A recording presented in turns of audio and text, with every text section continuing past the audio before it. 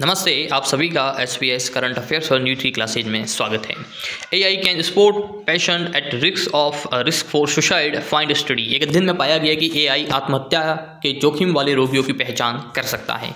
नए शोध के अनुसार कृत्रिम बुद्धिमत्ता AI that means artificial intelligence can help डॉक्टरों को आत्महत्या के जोखिम वाले रोगियों की पहचान करने में मदद कर सकती है, जिससे नियमित चिकित्सा सेटिंग्स में रोकथाम के प्रयासों में सुधार हो सकता है। The research report in the journal Jama network open यानी कि जामा नेटवर्क ओपन नामक पत्रिका में एक शोध प्रकाशित हुआ है, जिसमें उन्होंने बताया कि दो तरीकों से तुलना की गई है। स्वचालित पॉपअप अलर्ट जो डॉक्टर के कार्य प्रवाह को बाधित करते हैं तथा अधिक निष्क्रिय प्रणाली जो केवल रोगी के इलेक्ट्रॉनिक चार्ट में जोखिम संबंधी जानकारी प्रदर्शित करती हैं।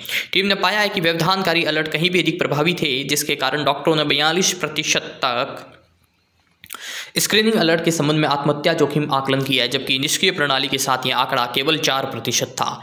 वेंडरबिल्ट यूनिवर्सिटी मेडिकल सेंटर में बायोमेडिकल इन्फॉर्मेटिक्स मेडिसिन और मनोचिकित्सा के एसोसिएट प्रोफेसर कॉलिन वॉल्स ने कहा कि आत्महत्या करने वाले अधिकांश लोग अपनी मृत्यु से 1 वर्ष पहले किसी स्वास्थ्य देखभाल प्रदाता से मिले होते हैं और ऐसा अक्सर मानसिक स्वास्थ्य से असंबंधित कारणों से होता है। टीम ने अपने AI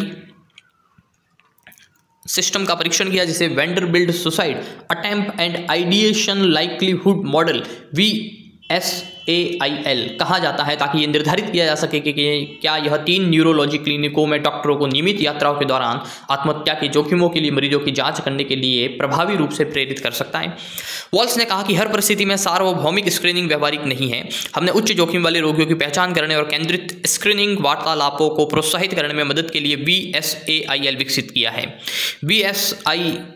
VSAIL मॉडल किसी मरीज की आत्महत्या के प्रयासों के 30 दिन के जोखिम की गणना करने के लिए इलेक्ट्रॉनिक स्वास्थ्य रिकॉर्ड से नियमित जानकारी का विश्लेषण करता है। The VSAIL model analysis routine information from electronic health record to calculate a patient 30-day risk of suicide attempt.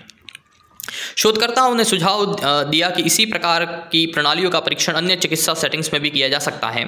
Walls ने कहा कि स्वास्थ्य देखभाल प्रणाली को व्यवधानकारी अलर्ट की प्रभावशीलता और उनके संभावित नुकसान के बीच संतुलन बनाने की आवश्यकता है।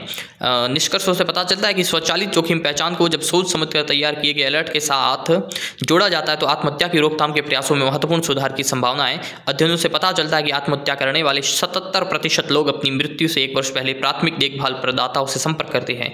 Suicides have shown that 77% of people who die by suicide have contact with the primary care provider in the year before their death. Inputs from IANS. Thank you so much.